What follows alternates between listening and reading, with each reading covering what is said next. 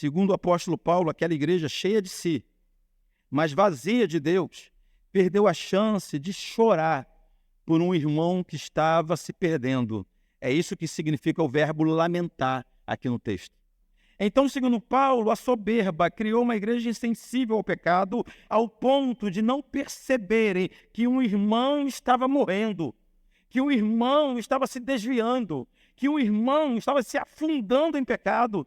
E uma igreja ensoberbecida, achando que ela mesmo tem autoridade para definir o que é e o que não é pecado, simplesmente ignorou aquela caminhada de tragédia daquele irmão.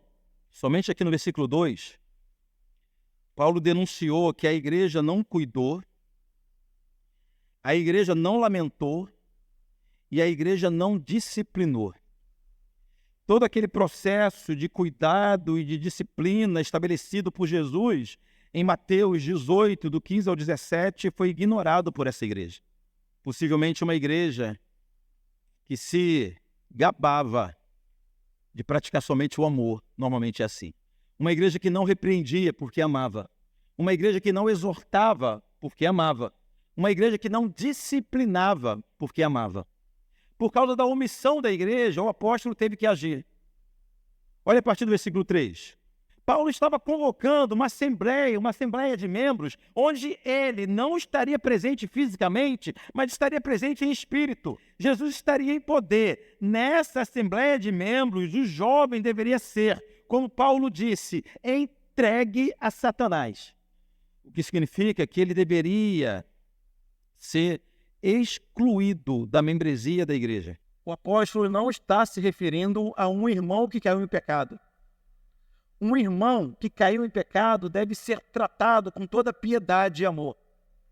Paulo, nesse ponto, está se referindo ao falso crente. Olha só, de novo, versículo 11. Mas agora vos escrevo que não vos associeis com alguém que, dizendo-se irmão, ou seja, ele não é irmão, ele passa por irmão. E como nós sabemos que ele não é ainda um irmão verdadeiro, é porque ele não peca, mas ele vive na prática do pecado. Já entendemos bem essa diferença também. Anda no meio de crentes, é membro de uma igreja, mas só se diz irmão, não é irmão. O tema dessa exposição é disciplina na igreja. E eu sei que esse assunto, essa palavra, gera muito desconforto em muitos irmãos, eu sei disso. Ouso dizer que a maioria das igrejas, na hora de disciplinar, erraram muito mais do que acertaram. Sempre erraram na forma, na intensidade e na motivação. Quantas, irmãos, quantas pessoas, inclusive alguns de nós, já receberam tratamento inadequado, impiedoso, maldoso, cruel, por gente que fez uso da disciplina bíblica como forma de opressão. Em muitos lugares foi isso que aconteceu. A disciplina ser exercida sem amor, sem piedade, sem misericórdia. A gente via no olhar daqueles homens que eles tinham prazer de excluir alguém da membresia. A gente via irmãos afoitos, eufóricos, quando chegou o dia da reunião para excluir alguém do rol de membros. Uma irresponsabilidade, uma impiedade, e isso gerou uma igreja moderna que simplesmente abandonou a questão da disciplina, não se disciplina mais. Há um modelo pelo qual nós devemos seguir na hora de cuidar de um irmão que caiu em pecado, que vai desde uma exortação, um aconselhamento privado, até, e tão somente se for o caso, a exclusão da membresia. Quem estipulou esse modelo foi nosso Cristo, em Mateus capítulo 18.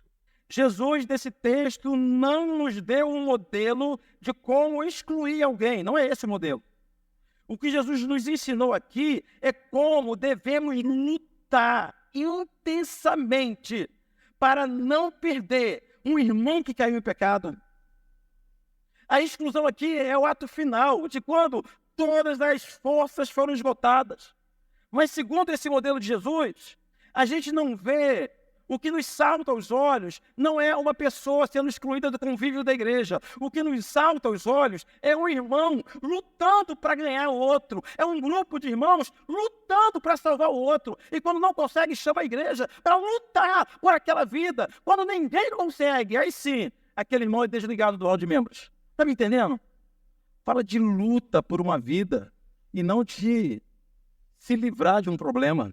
A exclusão do corpo é apenas no caso extremo, em que o pecador não se arrepende, ele é impenitente e não deseja abandonar o pecado. Por isso que Jesus definiu que se tudo isso acontecesse aqui no versículo 17, era para considerar aquele irmão como gentio, como publicano. Ou seja, a igreja foi vencida em sua luta por salvar uma vida. Disciplina é um ato de amor.